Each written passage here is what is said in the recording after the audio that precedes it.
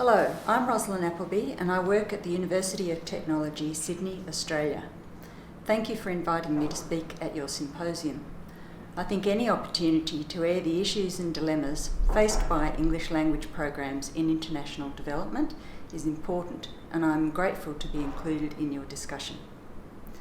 I should say at the outset that my theoretical stance comes from my experience with an aid project in East Timor, and in particular the English language project I worked on there. It also comes from years of listening to the accounts of many other aid workers teaching on English language projects sponsored by Australia in the Southeast Asian region. Elizabeth Erling has asked me first to outline the central arguments of my book, ELT, Gender and International Development. I guess the subtitle of the book says something about my approach.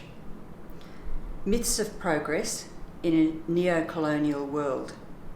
For me, one of the keys in thinking about language in development is that both English language teaching and international development share a deep colonial history.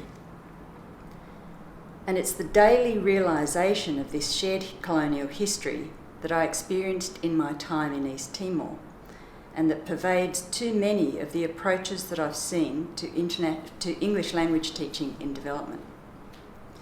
So turning to the central arguments in the book, the first is that development projects, and perhaps especially those focused on teaching English language, are shaped by a modernist and modernising agenda, a narrative of progress that distributes nations and communities along a cline of development.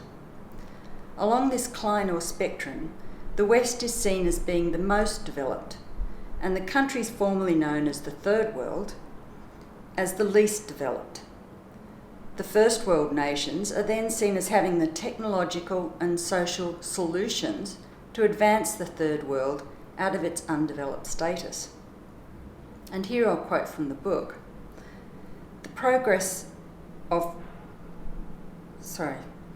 The story of progress places the developed nations ahead of developing nations, supports the reproduction of linguistic, colonial and patriarchal discourses and hierarchies, enables the disconnection of disciplinary knowledge and pedagogical practice, such as we see in English language teaching, from students' lived experience, and inhibits teachers' engagements with local places and spaces, and with the broader cultural and political contexts of their work, unquote. The notion of progress then sets up categories of nations, communities and people. So, for example, language teachers may fly in as experts and agents of change, importing models of practice, often without enough thought about whose vision of the future is being implemented.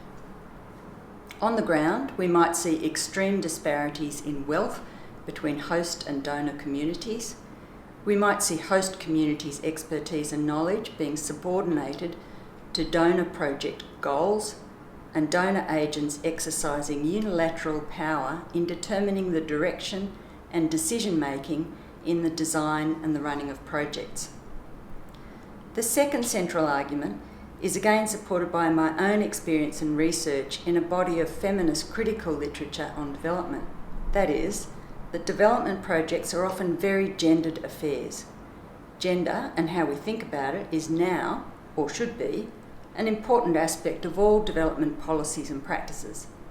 Gender equality is featured in the Millennium Development Goals, and gender mainstreaming has resulted in the incorporation and consideration of gender effects in many development projects.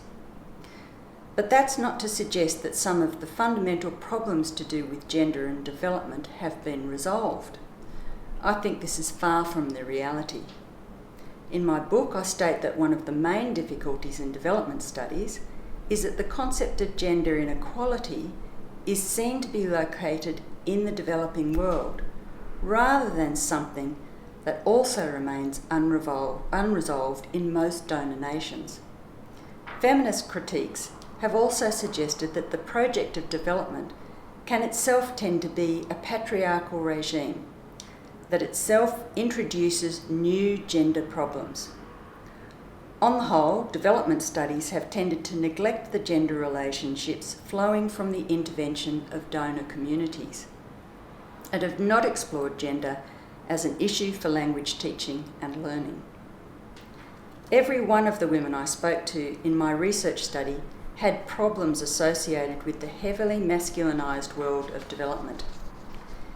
Given the increasing co-location of development projects with or after military insurrection or intervention, the problems associated with gender relations on the ground will only intensify.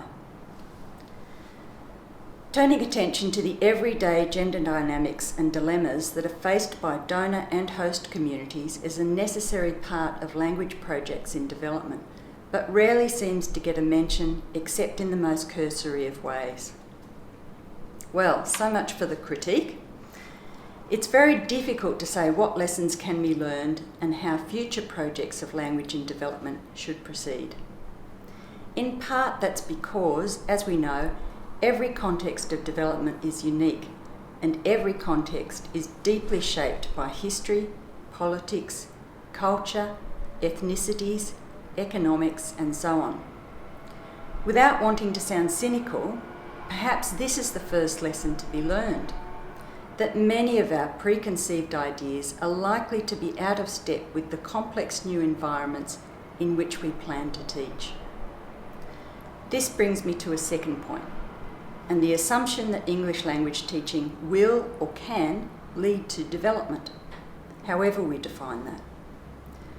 Your concept paper points out that attempts to identify any causal relationship between English ability and development are befuddled by complexity, and despite decades of trying, there are no clear answers on this question.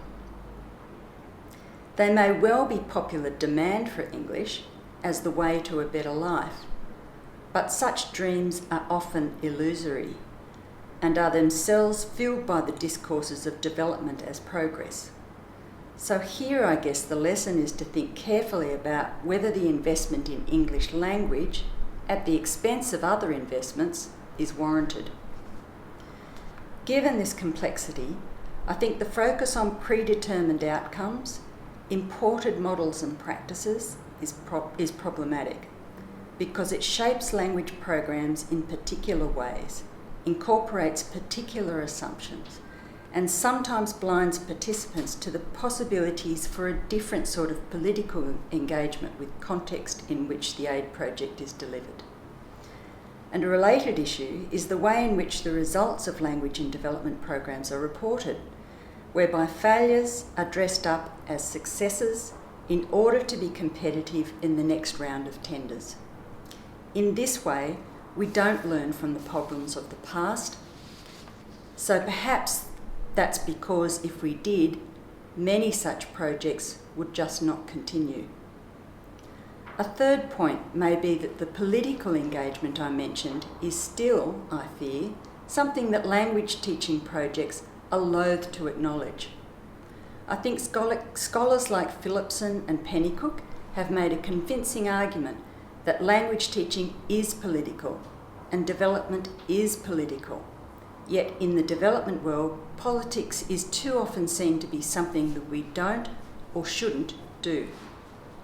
Somehow, the activities of language sorry, I've lost my plot here. Somehow the activities of language and development remain nested in discourses of educational improvement or the enhancement of global trade and international communication.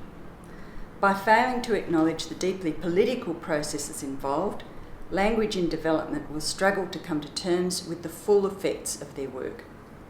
My own research suggested that one way forward was a much closer engagement with the politics of place, getting out of the classroom and into the streets, and engaging with difference and multiplicity in the messy and often confronting contact zone of development. Perhaps one final point I'd incorporate into any development project is a thoughtful and reflexive consideration of these questions. Whose interests are being served in this project, in this outcome, in this daily interaction? Who is included and excluded, and to what effect? Who benefits? What is lost? Well, that brings me to the end of my talk. Thank you for listening, and I hope it's been of some interest.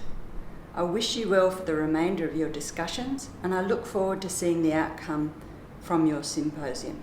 Thank you.